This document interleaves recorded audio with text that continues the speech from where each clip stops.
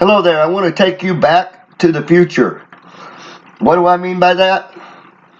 Well, God declared the future from the beginning.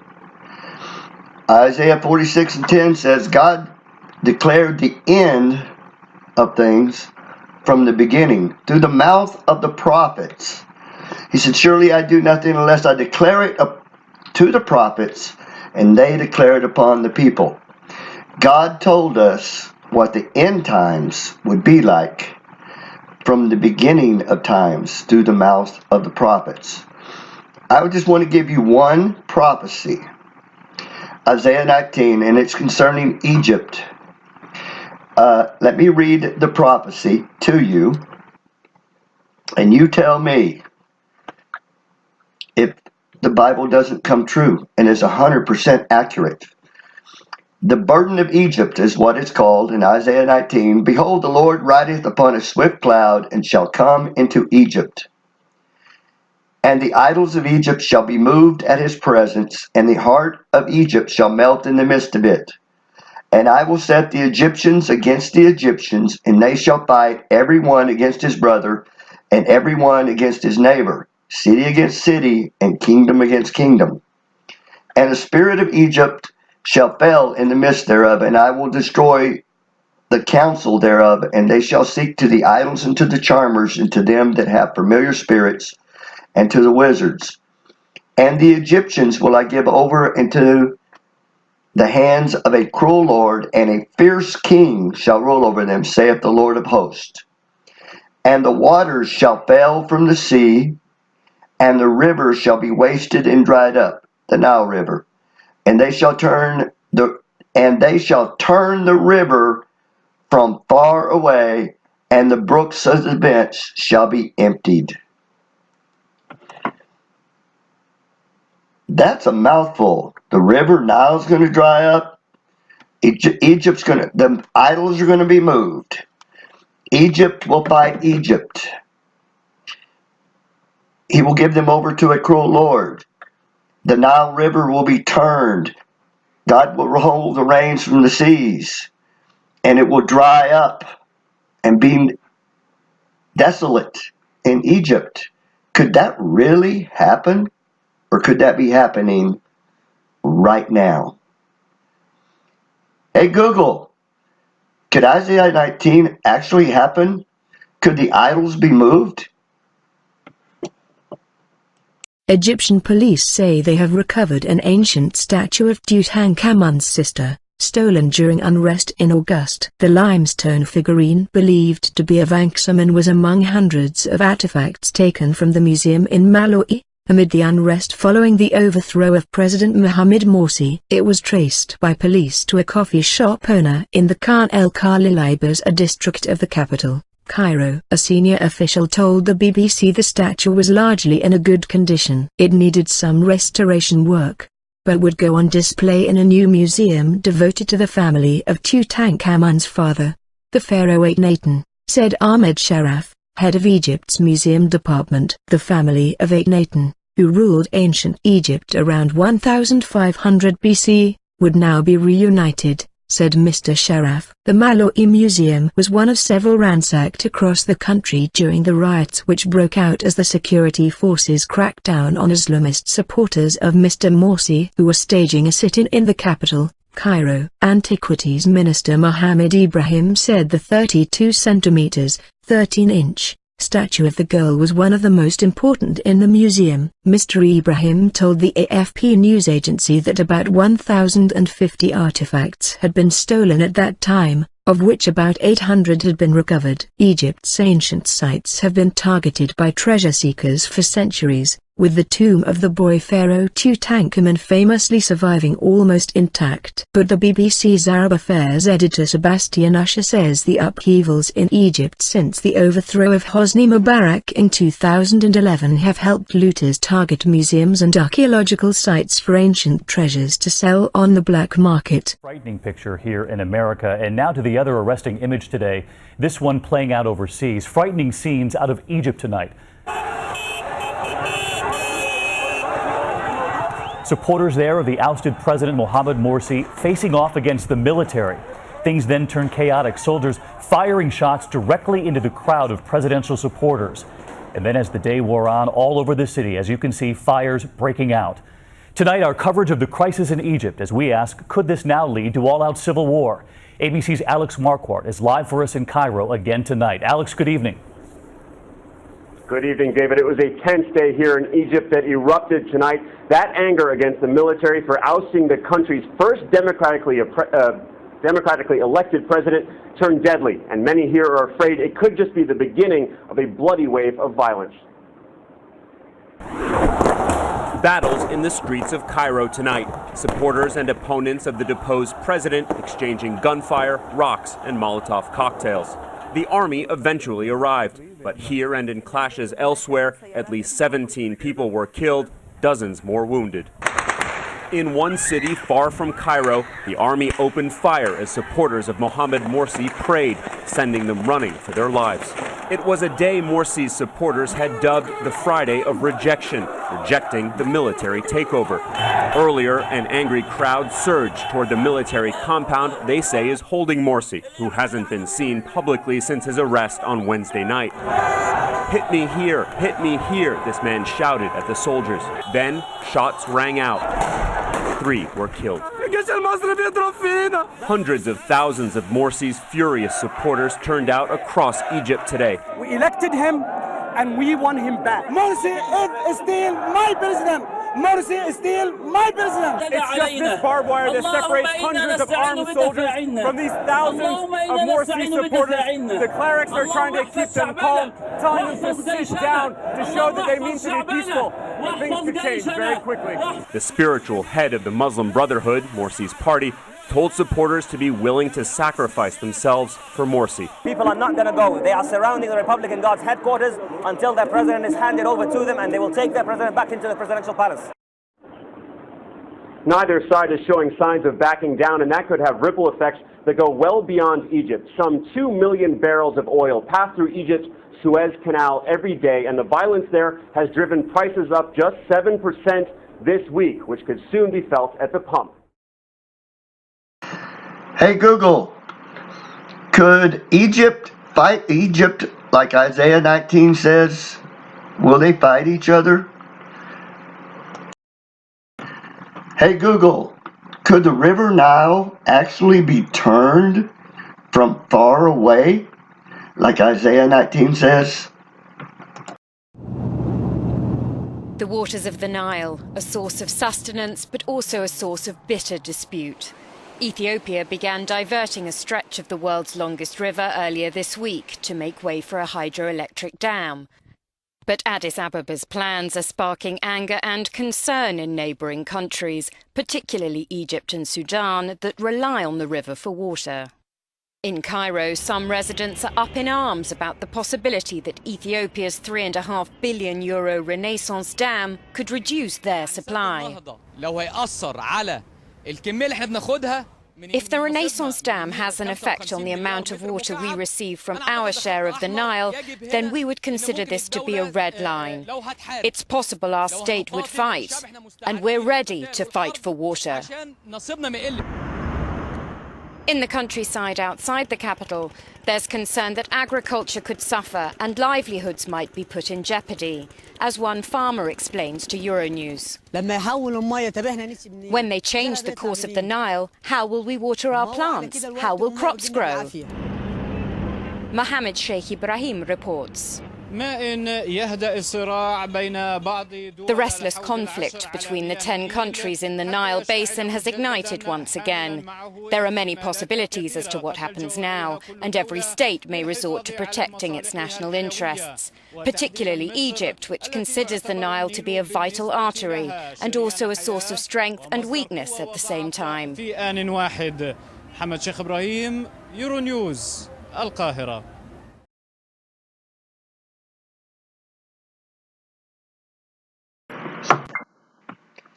Okay, Google.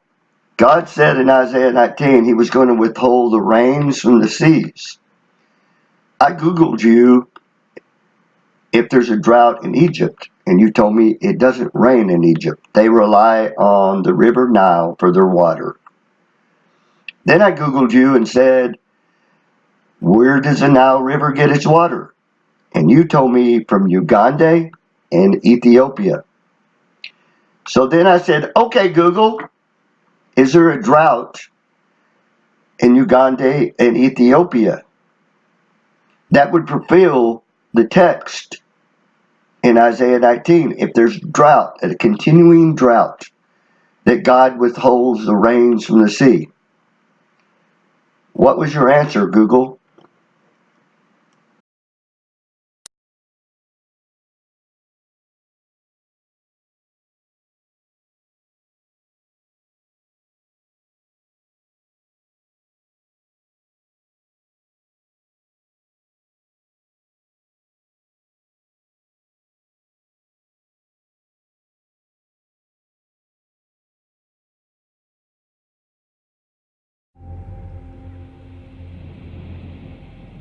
Iya kan baru kediaman, takkan nete.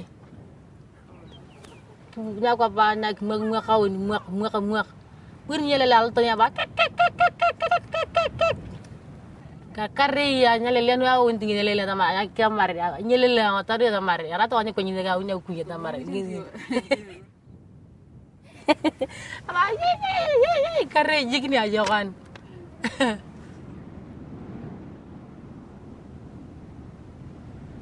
Apalagi nyabuni na jok nyabuni nyeru ko na ta keken kan ka rupan ya tantare buni ngi todo nya gru kilo chogin to kanan karo kilo chogin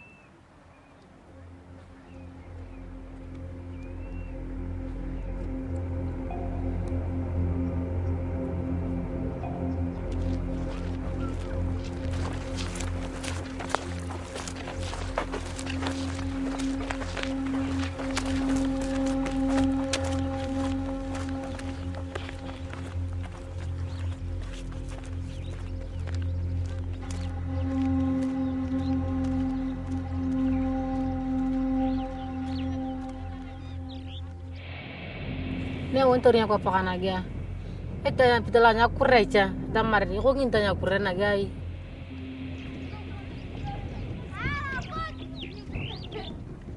magi pun matan lagi dege wadar tanya kar angapa ta nyarotang ta babono tu ya kazi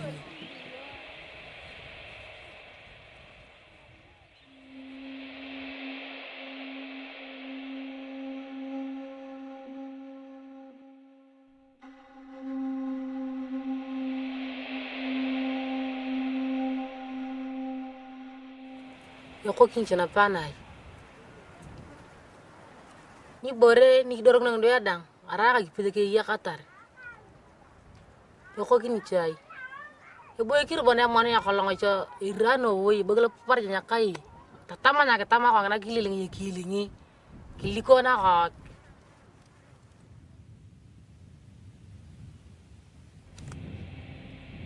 Ana pane lo chognor. Tu da daun.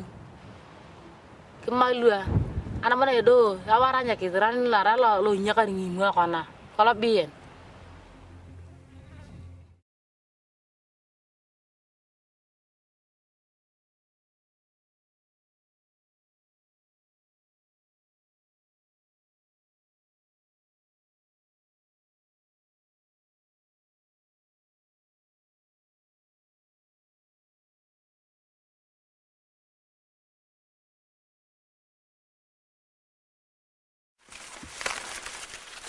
Maize is both a food and cash crop in Kasese area. Because of the past favorable conditions, maize growing was among the top crops from which farmers earned good income. The current changing climate has not spared the production. 50-year-old Geoffrey Kanani is a subsistence maize farmer in Kanamba village, Karusandara sub-county.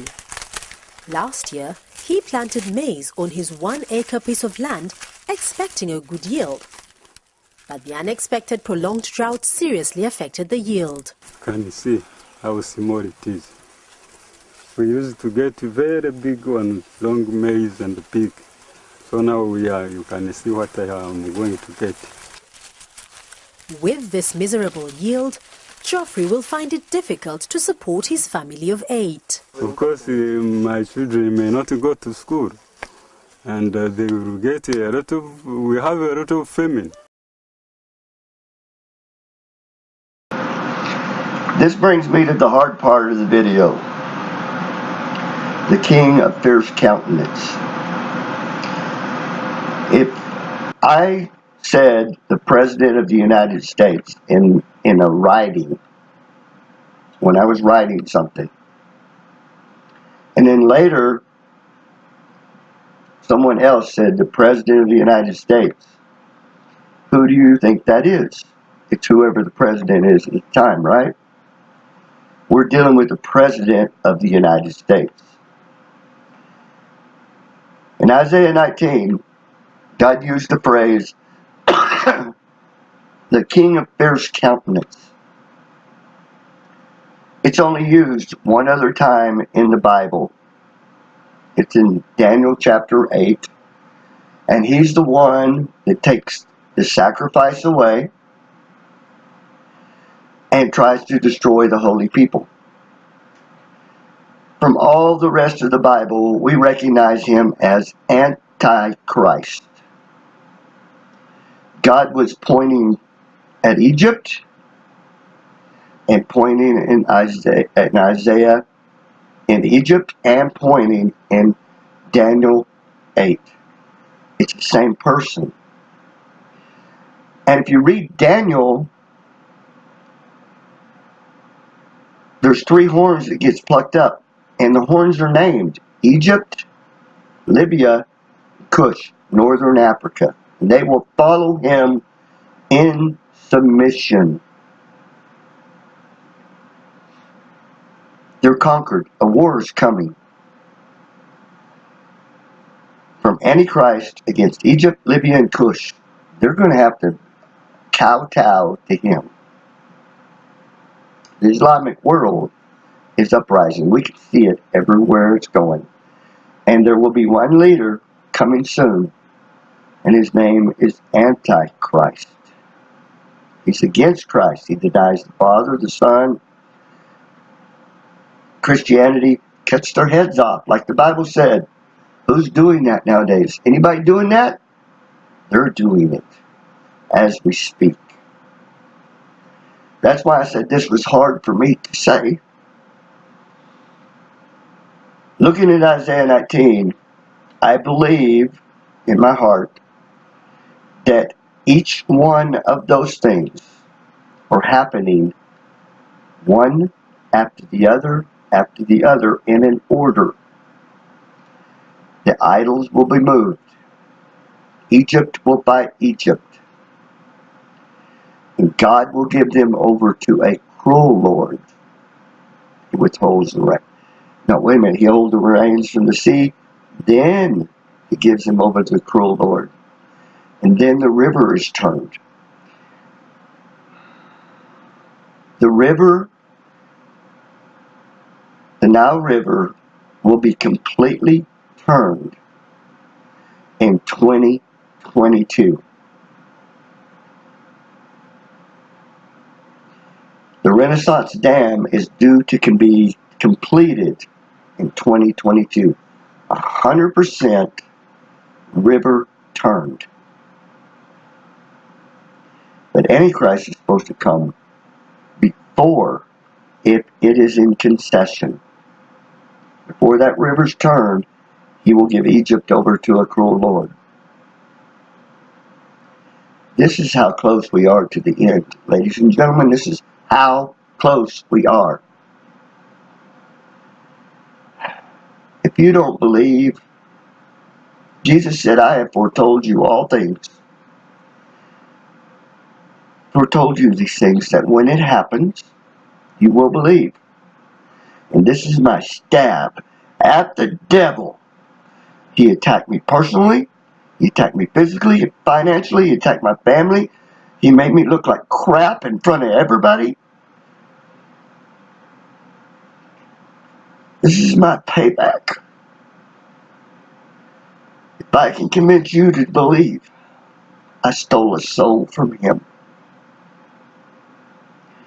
by sending you to the one who can save you.